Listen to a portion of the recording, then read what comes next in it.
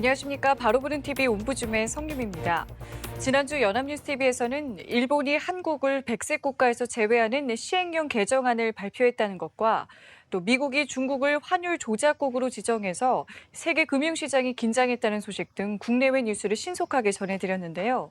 오늘 연합뉴스TV를 말한다 시간에서는 뉴스 리뷰, 뉴스 현장을 중심으로 이정훈 시청자평가원이 모니터한 내용을 전해드리겠습니다.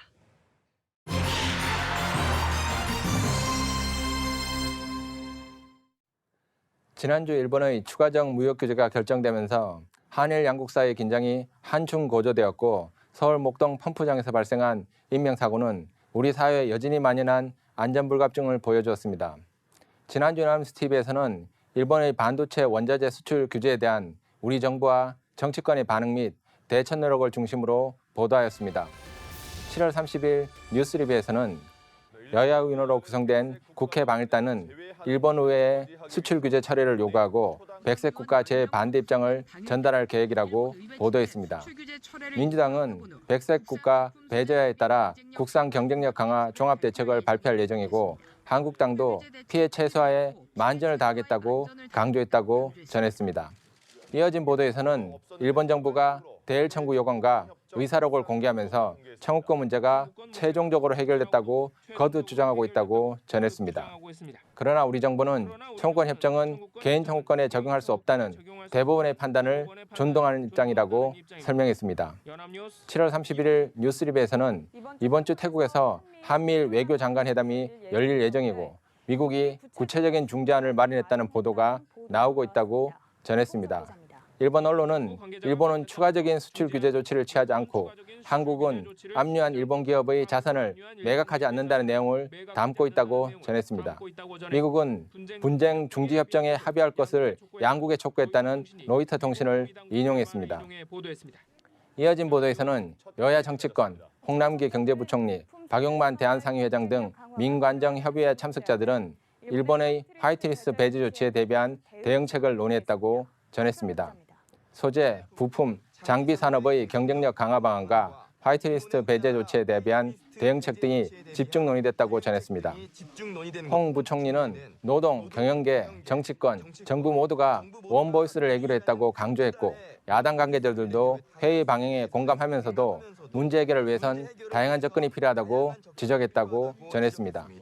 8월 1일 뉴스리뷰에서는 정부는 핵심 소재, 부품, 장비 기술 개발에 앞으로 세제, 금융 분야의 구체적 지원 방향을 조만간 발표할 계획이고 일본 수출 규제 조치를 세계무역기구 WTO에 제소하기 위한 준비 작업도 진행 중이라고 전했습니다.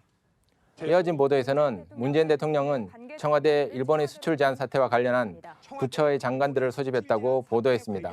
화이트리스트 제외 결정 후 임시국무회의가 소집될 경우 문 대통령은 향후 대응 방안을 설명하고 일본에 대해서도 메시지를 발신할 것으로 전망했습니다. 지난주 연합뉴스TV는 일본의 무역 규제에 대한 정부의 외교적 노력과 정치권의 반응을 집중적으로 상세하게 보도하였습니다.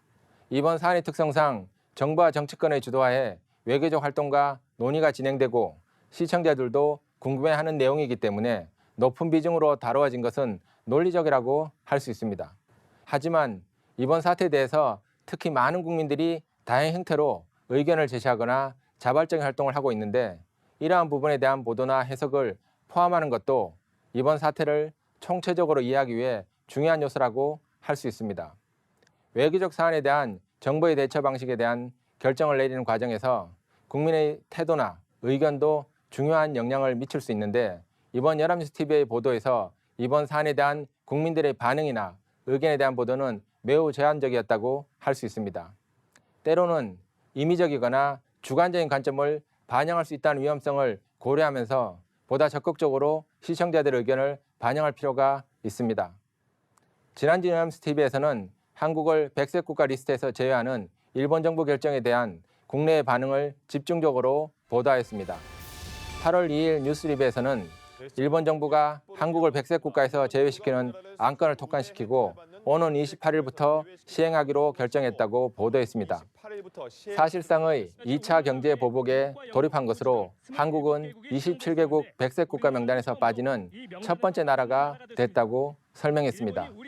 일본에서 한국에 수출할 때 주어졌던 모든 우대가 취소되고 전 수출 품목 개별 허가를 받아야 하는데 우리 기업에 적지 않은 타격이 있을 것으로 예상하면서 한일 관계는 상당 기간 회복 불능의 상태로 빠져들게 될 것으로 전망했습니다. 이어진 보도에서는 일본의 경제보복 조치에 우리 정부도 우리의 100세 국가 대상에서 일본을 제외하고 WTO 제소 준비에도 속도를 내기로 했다고 전했습니다. 일본의 조치와 관련된 1,100여 개의 전략물자 중 159개 품목이 영향을 받을 것으로 보고 일본을 대체할 수 있는 국가에서 원자재 등을 수입할 경우 관세를 줄여주고 피해 기업의 대출과 보증 만기를 연장해주는 등 세제 금융 분야 지원도 추진할 것이라고 보도했습니다. 이어진 보도에서는 일본의 추가 수출 규제 조치에 대해 문재인 대통령은 일본을 향해 유례없는 초강경 입장을 밝혔고 앞으로 벌어질 사태의 책임도 일본 정부에 있음을 분명히 했다고 전했습니다. 긴급 국무회의에서 대국민 메시지도 전해졌는데 도전을 오히려 기회로 여기자며 국민들을 독려했고 기업에는 할 수 있는 지원을 다 하겠다고 말했다고 전했습니다. 문 대통령은 강경 대응 속에서도 대화의 여지를 남겼고 청와대는 이번 국무회의가 관련 산업 분야의 재원 투입이 조속히 집행되기 위해 준비된 자리이기도 했다며 여야의 협치를 호소했다고 전했습니다. 계속 이어진 보도에서는 청와대는 한일 군사정보보호협정 지소미아 폐기 방안까지 검토할 것임을 공식화했다고 전했습니다. 미국은 지소미아를 한미일 삼각공조의 핵심 축으로 인식하고 있고 일본이 한반도 문제에 개입할 수 있는 사실상의 유일한 창구이기도 해 지소미아를 사수하겠다는 일본의 의지는 강력하다고 설명했습니다.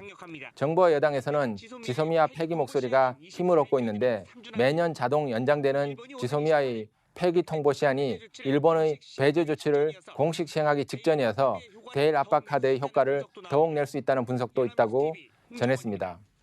이어진 보도에서는 일본의 100세 국가 명단 제외 결정에 정치권은 일제히 반발하며 결정을 철회하라고 촉구했다고 전했습니다.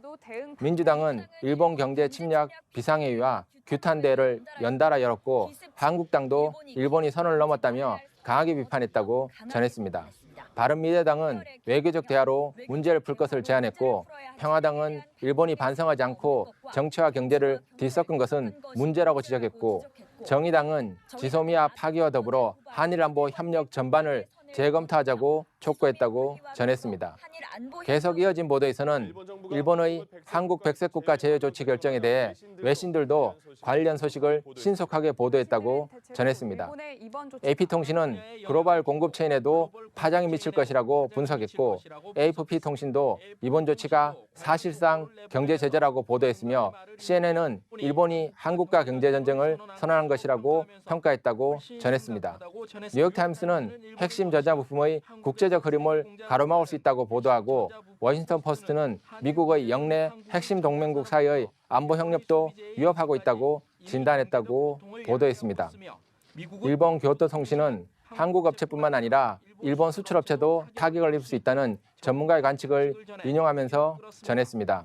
같은 날 이어진 보도에서는 지난달 초 일본의 수출 규제 강화 이후 한일 민간교류 중단 사례가 35건에 달한다는 일본 언론의 보도를 전했습니다. 마이니치 신문은 지난달 이후 일본 21개 광역자치단체가 관련된 35건의 한일 민간교류 중단 사례가 있었다고 보도했고 한일 간 항공기 운항 중지 소식도 전하면서 한국 관광객 감소가 영향을 주고 있다고 설명했습니다. 또 한국 내 일본 제품 불매와 일본 여행 자제 움직임에 대한 우려가 커지고 있다고도 보도했다고 전했습니다. 지난주 연합뉴스TV에서는 일본 정부가 한국을 수출 우대국에서 제외하는 이른바 100세 국가 제외 결정 이후 우리 정부의 대처와 외국 언론을 비롯한 국제적 반응 등에 대해 집중적으로 보도했습니다. 일본의 추가적인 무역 규제 조치 이후 이루어진 한국 정부의 대체 방향에 대해 보다 구체적으로 제시했고 다양한 외국 언론의 보도를 인용하면서 사태의 성격을 다양하게 설명하고자 한 점은 시청자들에게 유용했다고 할 수 있습니다. 하지만 일본의 1년의 무역 규제의 배경이나 목표에 대한 설명은 상당히 부족한 편이라고 할 수 있습니다. 단순하게 일본을 악의적인 것으로만 묘사하는 것은 시청자들이 이번 사태를 감정적이거나 단순하게 반응하게 할 수 있습니다. 이번 일련의 사태에 대해서 일본의 정치적, 경제적, 외교적 맥락을 포함한 설명이 제시되었다면 시청자들이 이번 사태에 대한 선악구분만이 아니라 국제 이슈에 대해 복합적으로 이해하는 데 보다 유용했을 것입니다. 지난주 연합뉴스 TV에서는 목동 빗물 펌프장에서 발생한 인명사고를 주요 사실 위주로 보도하였습니다. 7월 31일 뉴스 현장에서는 이날 서울 목동 빗물 펌프장에서 작업자들이 지하에 고립돼 1명이 숨지고 2명이 실종됐다고 보도했습니다. 사고는 이날 오전 8시 10분쯤 서울 양천구 목동 빗물 펌프장에 있는 저류시설에서 발생한 것으로 실종된 2명은 소방당국이 현재 수색 작업을 벌이고 있다고 보도했습니다. 8월 1일 뉴스 현장에서는 서울 목동 빗물 펌프장에서 갑자기 불어난 물에 실종됐던 작업자 2명이 안타깝게도 숨진 채 발견됐다고 보도했습니다. 협력업체 직원인 A씨와 C씨는 전날 아침 일상점검차 지하수로로 내려갔다가 수문이 열리면서 급격히 불어난 물을 피하지 못해 사고를 당했는데 기준 수위를 평소보다 낮게 설정해 폭우로 수문은 더 빨리 열렸고 지상과 연락할 방법이 없어 추가 사망자가 발생했다고 설명했습니다. 수문의 수동 작동 여부, 수문 개방 전까지 10분간 대처가 적절했는지 등이 주요 수사 사안으로 관계자 10여 명을 조사하고 CCTV를 확인하는 등 사실관계를 확인 중인 경찰은 15명 규모의 전담 수사팀을 꾸려 사고 원인을 조사하기로 했다고 보도했습니다. 8월 2일 뉴스 현장에서는 작업자 3명이 숨진 서울 목동 빗물 펌프장 사고를 수사하는 경찰이 사망자들에 대한 부검을 진행했다고 보도했습니다. 사고 당시 터널 내부 작업자들에게 위험을 알릴 방법이 없었다는 점과 수로 시설에 일부 위험 요소가 발견됐는데도 작업을 강행했다는 의혹이 제기되고 있다고 보도했습니다. 지난주 연합뉴스 TV에서는 목동 빗물 펌프장에서 발생한 사망사고를 관련 사실 위주로 차분하게 보도하였습니다. 인명피해의 규모가 상대적으로 크지 않고 갑자기 내린 비도 원인이 되면서 크게 주목받지 못했지만 전형적인 인재형 사고라고 할 수 있습니다. 피해 사실에 대해 단순하게 보도하는 것이 아니라 언론이 인재형 사건을 초래한 문제점을 파악하고 지적함으로써 필요한 개선 방향을 제시할 필요가 있습니다. 따라서 발생한 사실만을 인용 보도하는 것만이 아니라 안전 규정에 의해 반드시 있어야 하는 절차나 인력 혹은 관리자들에 대해 확인하거나 특정 현장 규정이 이번 사고를 피하는 데 적절한 규정이었는 것인지를 평가할 필요가 있습니다. 사고 보도들은 피해자에 집중하고 감정적인 안타까움을 표현하는 것이 아니라 안전을 개선할 수 있는 실질적인 문제점을 지적하고 관련 논의를 이끌 수 있는 요소도 필요합니다.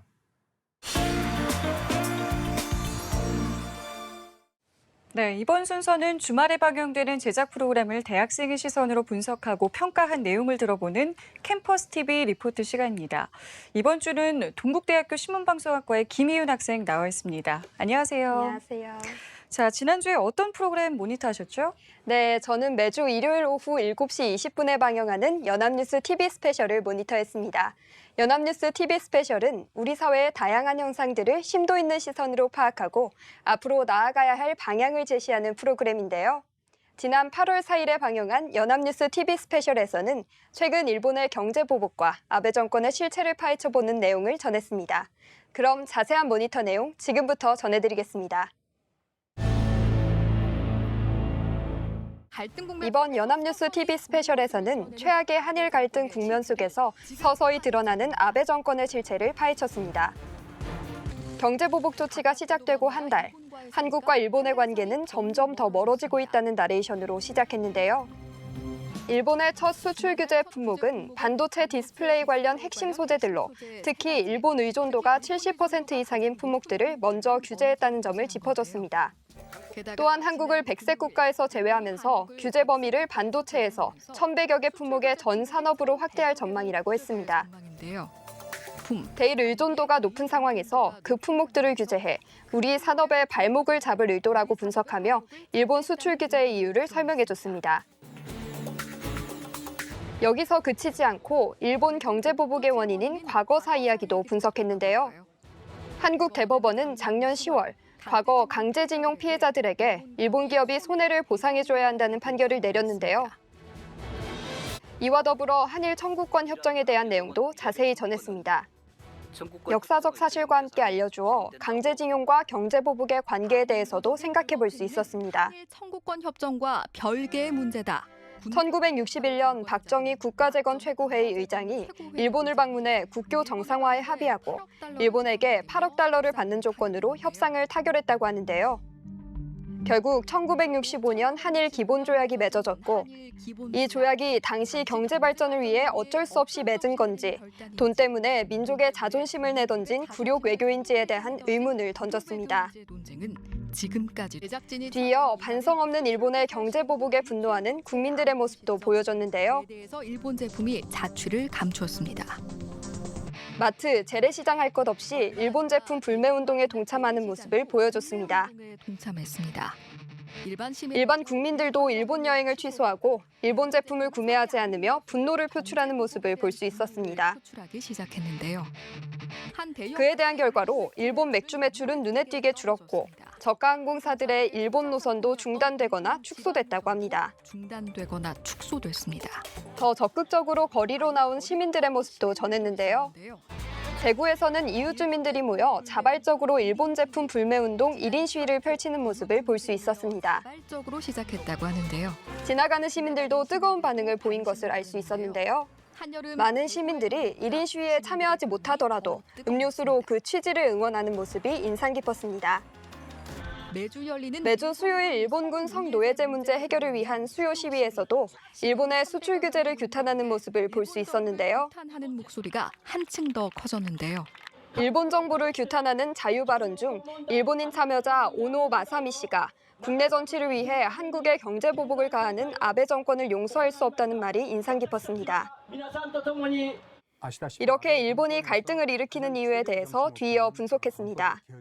하종문 한신대 일본학과 교수는 아베 정권의 정치 목표가 헌법 개정이고 이를 위해 안보 불안이 필요하다는 점을 짚어내며 최근에는 한국과의 충돌을 국내 정치에 활용하려는 모습을 보인다고 분석했는데요. 국내 정치의 면에서 활용하려는 모습. 이와 더불어 지금 아베를 있게 한 건 그의 외조부인 2차 대전 A급 전범이자 전후 총리인 기시 노부스케의 정치적 후광 때문이라고 했습니다. 전범이자 전후 총리를 지낸 기시 노부스케는 헌법을 개정해 일본을 전쟁 가능한 나라로 만들고 싶었다고 하는데요. 하종문 교수는 이 염원이 그의 외손자인 아베의 정치 철학에 영향을 미쳤다고 주장했습니다. 그에 대한 근거로 아베 가문의 역사를 언급했는데요. 아베 가문은 야마구치현, 과거 조슈번이라는 지역에 자리를 잡고 있었다고 합니다. 야마구치현이라고 해서 그 지역 사람들은 메이지 유신을 일으켰고 조선 침략을 목표로 삼은 일본의 정치가들이 많이 나왔다고 하는데요. 대부분이 나왔고 아베는 그 모습을 보고 자라며 정체성을 만들었다고 강조했습니다. 우익의 역사가 일제강점기 전부터 끊이지 않고 계속 이어져 왔다는 것에 큰 충격을 받았습니다. 또한 아베 신조뿐만 아니라 우리가 주목해야 하는 조슈번 인물들도 짚어줬습니다. 일본 우익의 원조이자 우상인 요시다 쇼인에 주목했는데요. 주목해야 할 사람이 하나 있습니다. 아베는 야마구치현에 남아있는 요시다 쇼인 신사를 보란듯이 참배하는 모습을 보여 요시다 쇼인으로부터 시작된 일본의 우익 명맥이 아베까지 이어져 새를 키우고 있다는 것을 알 수 있었습니다. 끈질기게 영상 마지막에서는 일본 회의라는 우익 단체를 보여줬었는데요. 규모의 우익 결사체 일본 회의. 일본은 잘못이 없다며 과거와 현재를 정당화하는 일본 회의의 사람들이 현재 자민당의 주류가 된 일본의 정치 상황을 보며 충격을 금치 못했습니다. 일본이 정치적으로 퇴행하고 있는 모습을 거꾸로 돌아가는 화면을 통해 보여준 것이 인상 깊었습니다. 일본은 일본 국민들의 정치적 무관심 때문에 거대 정당이 장기 집권을 해오며 정치적으로 퇴행하고 있다는 사실을 알게 됐습니다. 좀 다르기 때문에 이에 대해 최근에는 자성의 목소리도 많이 나오고 있다고 합니다. 이렇게 되면 독재 정권을 일본이 아베가 원하는 한국의 정권은 친일 정권이라는 사실을 강조하며 마지막으로 경계하라는 메시지를 남겨 현재 우리의 정치 상황에 대해 다시 한번 생각해보는 계기가 되었습니다. 그 존재성이 엄청나게 훼손되고 네, 모니터 내용 함께 봤는데요. 모니터하면서 어떤 내용이 가장 인상 깊었었나요? 네, 이날 방송에서는 일본 아베 정부의 실체에 대해서 전했는데요. 경제 보복이 왜 일어났는지, 아베 신조가 왜 극우 성향을 갖게 됐는지 알 수 있어 인상 깊었습니다. 네, 알겠습니다. 지금까지 연합뉴스TV 스페셜을 모니터한 동국대학교 신문방송학과의 김희윤 학생과 함께했습니다. 말씀 고맙습니다. 고맙습니다.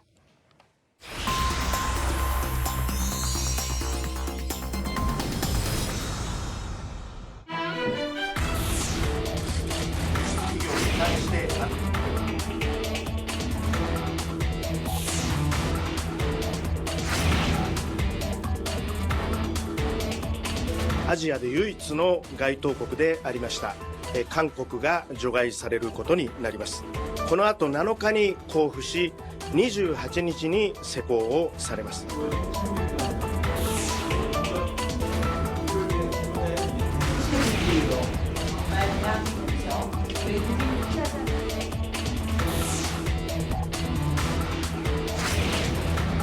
イノベーションをついた世界では安全保障のための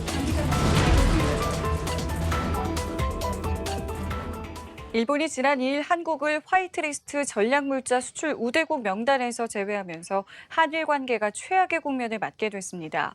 오늘 TV와 비평 시간에는 일본 정부가 한국을 백색 국가에서 제외한 결정에 대해서 국내외 언론에서는 어떻게 보도하고 있는지 자세히 알아보겠습니다. 명지대학교 디지털미디어학과의 최선규 교수 오늘 자리하셨습니다. 안녕하세요. 안녕하세요. 자, 먼저 일본이 백색 국가 제외 결정을 결국 강행을 했습니다. 먼저 우리 정부와 정치권의 반응을 좀 정리를 해주시고요. 앞으로 우리 경제에 예상되는 타격, 또 우리 정부의 보완 대책 마련 등에 대해서 우리 언론은 어떻게 보도하고 있었는지까지 정리해 볼까요? 네, 일본이 우리나라를 백색 국가에서 제외하기로 결정한 후 지난 6일에 열린 국회 운영위원회 청와대 업무 보고에서 여야는 일본의 경제 보복 등 외교 안보 현안을 놓고 충돌했습니다. 자유한국당을 중심으로 한 야당은 문재인 정부의 안일한 대응이 일본의 백색 국가 한국 제외, 북한의 발사체 추가 발사 등 현 외교 안보 위기를 초래했다며 공세를 퍼부었습니다. 여당인 더불어민주당은 일본의 경제 보복에 맞선 정부의 노력을 부각하면서 한일 군사정보보호협정 지소미아의 파기를 주문하는 등 강경한 목소리를 냈습니다. 노영민 청와대 비서실장은 일본의 경제보복 조치와 관련해 다시는 일본의 기술 패권에 휘둘리지 않게 경제를 한 단계 도약시킬 기회로 만들겠다고 다짐했습니다. 특히 엄중한 상황에서 국론을 하나로 모으는데 정치권의 역할을 당부했습니다. 노영민 실장은 향후 대책으로 대체 물품의 물량을 확보하고 국산화 생산 증설을 위해서 최선의 지원 노력을 다하겠다고도 말했습니다. 성윤모 산업통상부 장관은 가마우지는 물고기를 잡아도 삼키지를 못하고 토해내는 반면 펠리컨은 자기 입안에서 새끼를 키운다는 이야기를 들으면서 국내의 소재 부품 장비 산업을 우리 수출이 증가하면 일본으로부터의 수입이 동시에 증가하는 가마우지형 경제에서 펠리컨 경제로 바꾸겠다고 다짐했습니다. 박영선 중소벤처기업부 장관도 최선의 해결책은 일본에 의존하던 소재 부품 장비 핵심 품목의 독립이라면서 이른바 소부장 프로젝트를 추진하겠다고 밝혔습니다. 한편 일본의 경제산업성은 7일 한국을 수출관리상의 일반 포괄 허가 대상인 백색 국가에서 제외하는 내용의 수출무역 관리령 개정안을 공포했습니다. 이에 따라서 일본 기업 등이 군사 전용이 가능한 규제 품목을 한국에 수출할 경우 오는 28일부터는 3년간 유효한 일반 포괄 허가를 받을 수 없게 되는 등 수출 절차가 한층 까다롭게 될 전망입니다. 네.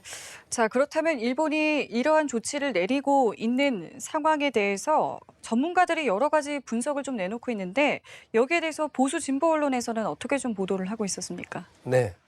일본 정부가 우리나라에 대한 수출 규제를 강화한 것은 우리 국민들의 우려 심리를 자극해서 시장의 불안정성을 증폭시키려는 의도라는 정부 고위 관계자의 말을 뉴시스는 지난 5일 보도했습니다. 백색 국가 배제 조치가 우리 기업에 직접적인 타격을 미칠 가능성은 낮지만 시장 심리가 위축돼서 금융 불안 등이 나타나는 것을 경계해야 한다는 설명입니다.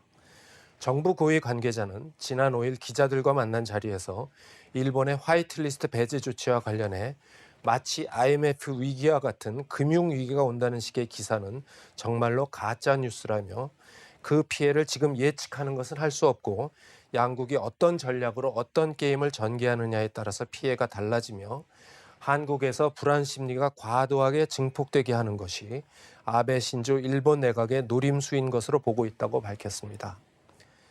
청와대와 정부는 최근 커지고 있는 경제 위기설은 일본이 의도한 것이고 이를 언론이 확대 재생산하고 있는 것으로 판단하는 것으로 알려졌다고 조선일보는 지난 7일 보도했습니다. 그러나 경제 전문가들은 한일 대치로 다가올 경제적 파장을 냉정하게 판단해야 할 정부가 언론과 외부 탓을 하면서 지나친 낙관론에 빠져 있는 것을 우려했다고 조선일보는 덧붙였습니다. 정부 고위 관계자의 발언이 있은 날 외환 시장에서는 달러 가치가 급등하고 원화 가치는 급락하면서 원달러 환율은 2년 7개월 만에 처음으로 달러당 1,200원을 돌파했습니다. 코스피 지수는 장중 2% 이상 급락했고 코스닥 지수는 2년 5개월 만에 600선이 붕괴되는 등 증시 불안도 심화됐습니다. 전 세계 주요 외신들도 이번 일본의 조치를 신속하게 보도를 했습니다. 이번 조치의 결정 배경과 파장에 대해서 좀 어떻게 보도를 하고 있었나요? 네, 전 세계 외신들은 화이트리스트에서 한국을 배제한다는 일본의 결정과 이에 대한 한국의 반발을 신속하게 보도했습니다. CNN은 일본이 한국을 우호적인 무역 파트너에서 배제시킴으로써 스마트폰과 전자기기에 필요한 글로벌 공급 체인을 위협하는 분쟁을 가속화시켰다고 보도했습니다. 일본의 한국에 대한 수출 규제는 삼성과 SK 하이닉스 등 세계 메모리 칩의 약 3분의 1을 만들어내는 반도체 산업에 영향을 주고 그것은 결국 한국의 메모리 칩에 의존하는 스마트폰 제조업체인 애플과 파웨이에도 영향이 미칠 것이라고 CNN은 설명했습니다. BBC는 현지 시간 지난 2일 일본이 한국을 신뢰하는 수출국 리스트에서 배제시킴으로써 양국 간의 균열이 깊어지고 있다는 제하의 기사에서 일본의 조치는 이미 부진을 겪고 있는 한국 경제뿐 아니라 세계 경제에도 직접적인 영향을 미칠 것이라고 전했습니다. BBC는 정치적인 면에서도 한일 간의 무역 분쟁이 동아시아 동반 관계를 분열시켜 결국 이 지역 안보를 위협할 것이라고 분석했습니다. 화이트리스트에서 한국이 제외된 날 우리 국내 방송과 신문들이 이를 대대적으로 보도한 데 비해서 아사히, 요미우리, 마이니치, 니온 게이자이 등 일본 주요 신문들은 한국 화이트 국가 제외란 제목으로 간단하게 보도하는 데 그쳤습니다. 이른바 경제전쟁과 같은 단어는 기사에서 찾아볼 수 없었습니다. 한일 무역 분쟁 보도량 자체도 우리보다 적었습니다. 지난달 1일부터 일본 주요 신문에 한국, 일본 수출 규제라는 주제로 보도된 관련 기사는 지금까지 90여 건으로 한국 언론의 3분의 1 정도였습니다. 그것도 한일 양국 지방자치단체 간 교류가 중단됐다는 기사가 가장 많았습니다. 관련 기사가 일면에 등장한 것도 3-5차례에 불과했습니다. 한일 관계는 당분간 그야말로 강대강 대치를 이어갈 것으로 보입니다. 우리 경제의 피해는 최소화하면서 또 위기는 극복을 해야 될 것 같은데요. 우리 언론이 이럴 때 어떤 역할을 좀 해야 된다고 보시는지요? 네, 일본이 한국을 백색 국가에서 제외하는 개정안은 지난 2일 일본 가기에서 의결되었지만 오는 28일 시행에 돌입합니다. 한일 관계에서 향후 중요한 것은 오는 24일로 예정된 한일 군사정보보호협정 지소미아의 연장 여부입니다. 여당에서는 우리가 지소미아 파기 의사를 표명하는 것이 미국을 움직여 한일 중재에 나서게 할 것이라고 주장합니다. 반면 야당은 지소미아 파기 의사 표명은 한미일 군사안보협력망에서 우리 스스로 빠져나오는 자충수가 될 것이라고 주장합니다.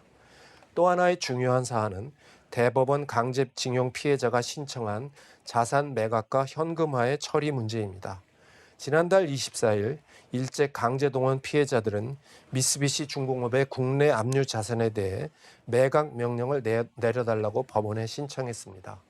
매각 신청 이후 감정평가와 경매 등을 거쳐 실제 매각 작업이 이루어지기까지는 적어도 6개월이 넘게 걸릴 것으로 예상이 됩니다. 실제 매각이 이루어지면 일본 아베 정부의 태도는 더욱 강경해질 것으로 예상이 됩니다. 우리 언론은 이 두 가지 사안들이 어떻게 진행되는지 관심을 갖고 보도해야 할 것입니다. 네, 지금까지 명지대학교 디지털미디어학과의 최선규 교수와 함께했습니다. 오늘 말씀 고맙습니다. 감사합니다. 옴부즈맨 제작진은 시청자 여러분의 다양하고 소중한 의견을 기다립니다. 방송을 보고 느낀 소감을 연합뉴스TV 홈페이지 시청자 게시판이나 SNS로 보내주시기 바랍니다. 저희는 다음 주에 다시 찾아뵙겠습니다. 시청자 여러분 고맙습니다.